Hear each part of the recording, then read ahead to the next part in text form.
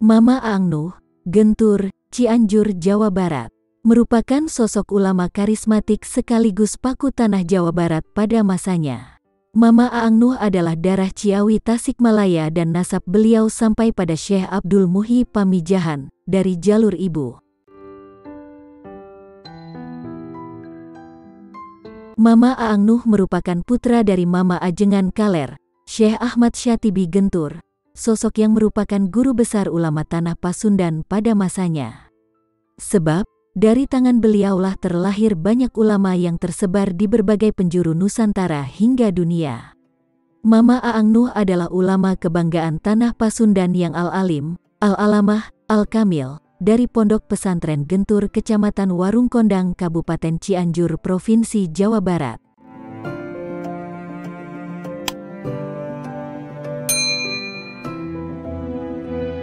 Siapa yang tak kenal akan sosok yang begitu terkenal dengan ketinggian akan ilmu agamanya ini? Bahkan, dari segi karomah pun sudah banyak orang yang membuktikan dan menyaksikannya. Beliau berguru ke beberapa ulama ternama, di antaranya yaitu ayahnya sendiri, Mama Ajengan Kaler, Syekh Ahmad Syatibi, Mama Ajengan Kidul Syekh Muhammad Qurtubi, Mama Cijerah Syekh Muhammad Syafi'i, dan beberapa ulama ternama lainnya. Semasa hidupnya, Aang Nuh begitu masyhur sebagai ulama yang sangat harum namanya. Bahkan, setelah wafatnya pun, banyak dari kalangan masyarakat, pejabat, hingga ulama, silih berganti menziarahi makamnya. Terlebih, saat haul Aang Nuh tiba, kaum muslim dari penjuru Nusantara hingga dunia, begitu antusias menghadiri untuk mengenang dan mendoakan sosok karismatik ini.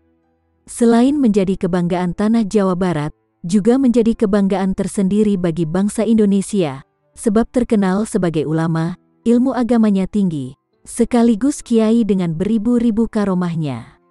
Itulah sebabnya, jika semasa hidupnya, beliau dijuluki sebagai jawara se-Indonesia. Dan inilah 9 karomah luar biasa Mama Aang Nuh.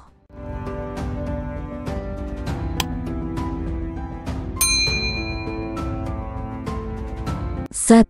Bertemu dengan Al-Imam Al-Habib Husain bin Abu Bakar Al-Alaidrus. Di waktu beliau melakukan ziarah ke makam Al-Imam Al-Habib Husain bin Abu Bakar Al-Alaidrus di luar Batang, Jakarta, beliau langsung bertemu dengan Al-Imam Al-Habib Husain bin Abu Bakar Al-Alaidrus dan disambut baik sambil keluar dari dalam kuburnya.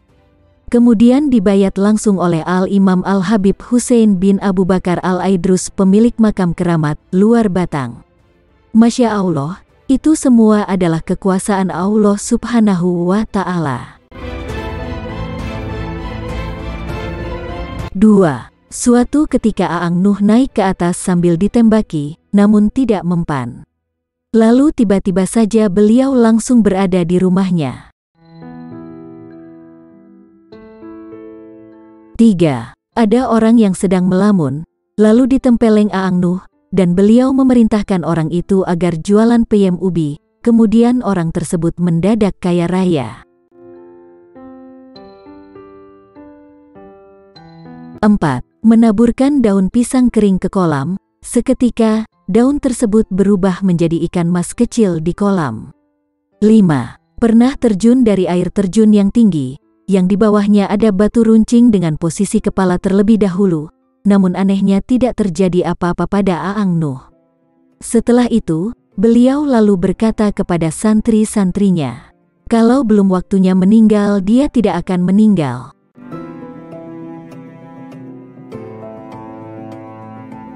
6. Pernah suatu ketika, beliau menendang tiang masjid yang tak kunjung usai pembangunannya, sambil berkata, ini masjid apa kandang hewan? Tidak lama dari kejadian itu, ada mobil yang mengirim bahan-bahan bangunan dan masjid pun rampung didirikan. 7. Ada sebuah kisah yang sangat mengherankan.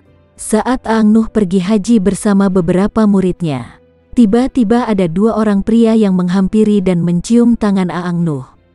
Bingunglah murid-muridnya, sebab kedua pria itu asing bagi mereka, dan baru pertama kali melihatnya.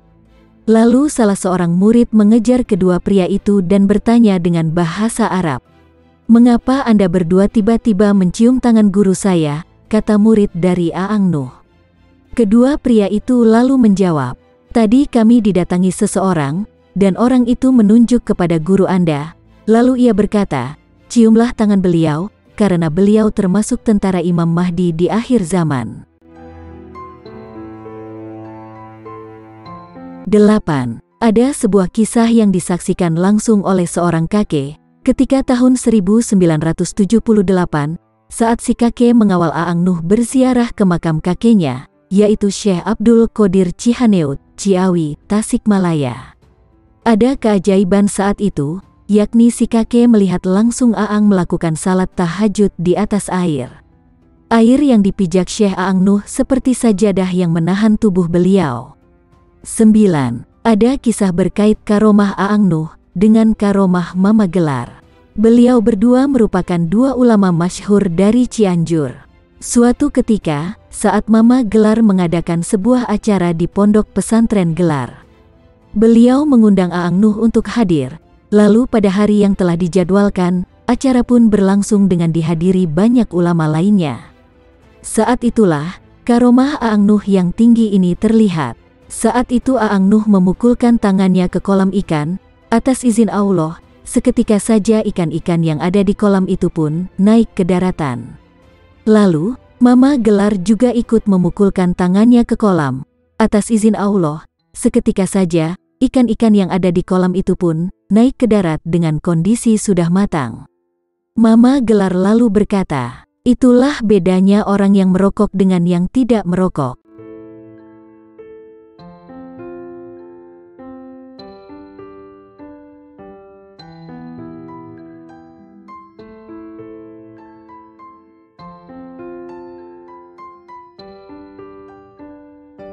Itulah 9 karomah dari Mama Aang Nuh Gentur Cianjur, Jawa Barat, yang dalam menjalani kehidupannya, penuh kewibawaan, serta membuat masyarakat sangat menghormatinya. Penampilan yang sangat bersahaja membuat orang yang melihatnya bergetar. Beliau tutup usia pada tahun 1990.